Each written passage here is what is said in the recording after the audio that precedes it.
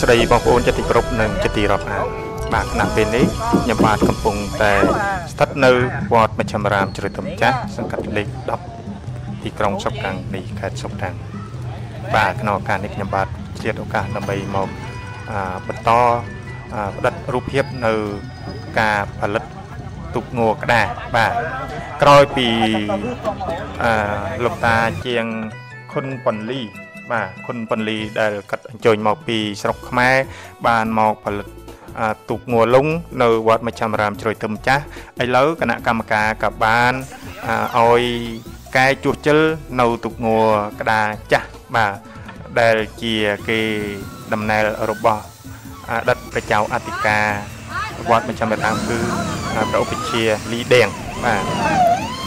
បាទឥឡូវមកដំណើរការផលិតមកដល់ថ្ងៃនេះគឺក្រុមមេជាងបាទកំពុងតែដំណើរការដាក់កង់បាទចាប់កង់ជាបណ្ដាហើយនៅទូកងក្តារនឹងបាទនេះគឺសកម្មភាពរបស់កងកម្លាំងមេជាងហើយក៏ដូចជាកូនជាងកំពុងតែមមាញញាប់ដៃញាប់ជើងបាទកំពុងតែចាប់ប៊ូឡង់បន្តឹងនៃកង់ទូកងបាទនេះគឺជារូបភាពទូកងចាស់ដែលគណៈកម្មការក៏ដូចជាព្រះសង្ឃបានឯកភាពឲ្យកែជួសជិលឡើងនៅទូកងចាស់ដើម្បីចូលរួមក្នុងពិធីបិណ្ឌអបអំបុកប្រណាំងទូកងនៅខេត្តសុកតាំងឆ្នាំ2025នេះបាទ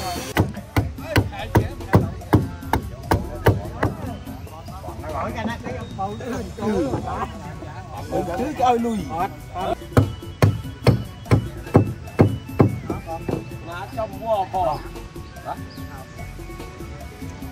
បាទឥឡូវបងកាត់ជំនួយខាង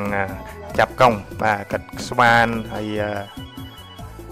ស្វានដើម្បីចាប់ប៊ូឡង់កង់នីមួយទៅតាមតួមេទូកបាទកំពុងតែផ្ចិតផ្ចង់បាទជាងកំពុងតែផ្ចិតផ្ចង់ចាប់វាស់នៅតាមបណ្ដោយតួមេទូកបាទនេះបងកាត់នៅចិត្តខាងហើយក៏ដូចជាកូនច្រវានៃវត្តជ្រោយទុំចាស់ហ្នឹងកាត់ថ្ងៃណាក៏ជាខិតខំមកតាមដានក៏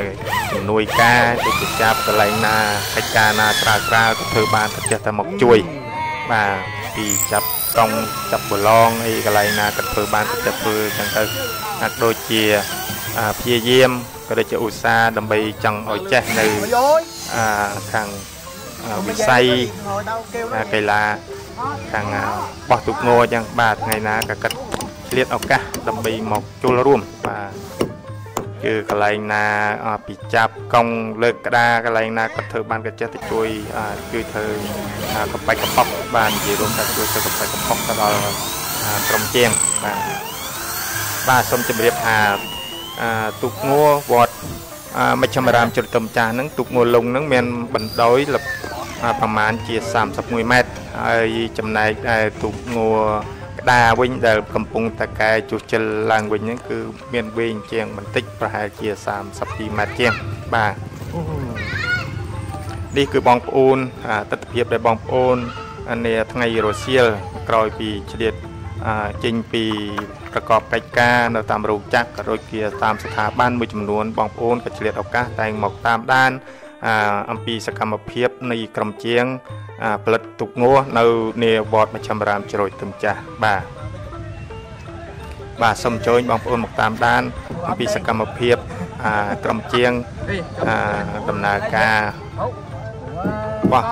ទូកក៏ដូចជាការជួសជិលទូកងឡើងវិញបាទ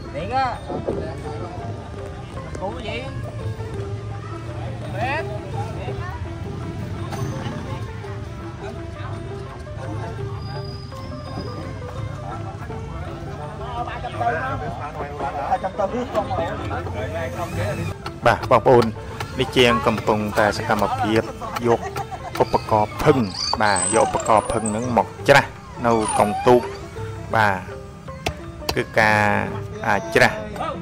និយាយនៅស្រុកយើងណានេះគេហៅថាដឹងឬហៅថាចប់គប់ប៉ុន្តែជាងគឺនេះឧបករណ៍នេះហៅថាភឹងបាទ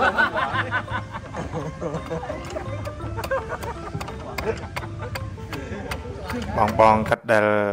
ជាងនឹងគាត់កំពុងតែកងទូកឬក៏ច្រាស់កងទូករួចហ្នឹងឥឡូវហ្នឹងកំពុងតែដំណើរការខាត់ធ្វើម៉េចឲ្យកងទូកនឹងឲ្យបាន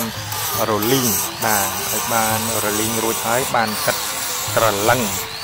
ទៅជាដូចជាមានគែមបាទត្រឡឹងធ្វើម៉េចឲ្យស្អាតមើលទៅថាទៀតទៅឃើញរលីងបាទ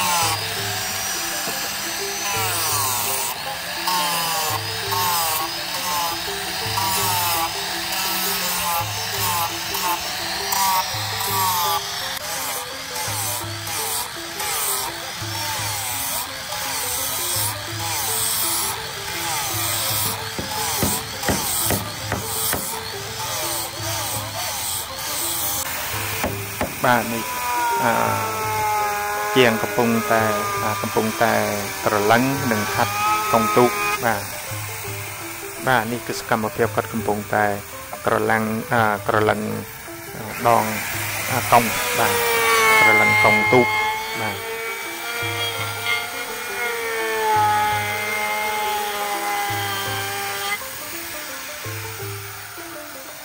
ហើយចំណែកបងនៅខាងនេះវិញគាត់បញ្ញាប់ដៃបញ្ញាប់ជើងកំពុងតែតឹងបឡងបាទឲ្យធ្វើយ៉ាងណាឲ្យកងទូកនឹងមានសន្តានក៏តតាមຂະຫນាតដែលមេជាងកដាក់ឲ្យបាទ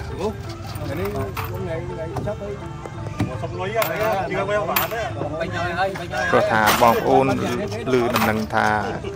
ក្រុមជាងដែលអញ្ជើញមកពីស្រុកខ្មែរមកបោះទូកនៅទីនេះគឺថ្ងៃណាក៏មានបងប្អូនមកចូលរួមយ៉ាងច្រើនកកតាមដានអស់ពីម្នាក់ទៅម្នាក់មានលោកតាមួយចំនួនហ្នឹងគាត់តាំងពីជាងមកគាត់តាមដានពីចាប់ផ្ដើមពីដំណើរការរលំឈើព្រួលលំឈើរហូតនឹងបោះបណ្ដើររហូតគឺថ្ងៃណាក៏គាត់តែងតែឆ្លៀតឱកាសមកពីកន្លះម៉ោងទៅដល់2ម៉ោងគាត់ចិត្តតែឈរចិត្តតែតាមដានក៏ដូចជាវិភាគពីរៀងទុកងួរនេះមានបោះទៅឃើញរៀងស្រាវស្អាតនេះចេះចោះបាទសូមជម្រាបលា